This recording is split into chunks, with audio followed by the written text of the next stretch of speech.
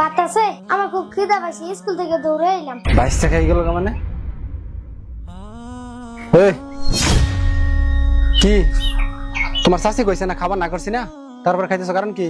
তোমার নানি বাড়িতে যাবার কইলাম, তোমার শাশির যে কয়ে গেছি, তারপর খাওন দিল কোন কারণে? বাতা থালি রাহ, রাহ বাতা থালি, বাইরেও।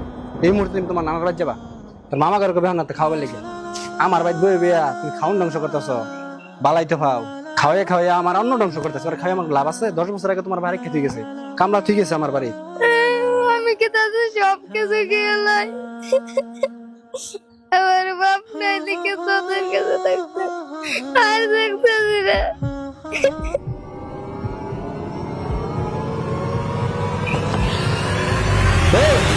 আপনারা কারা আমার চাল ডাল সব বের করে ফেলতেছেন, কারণ কি?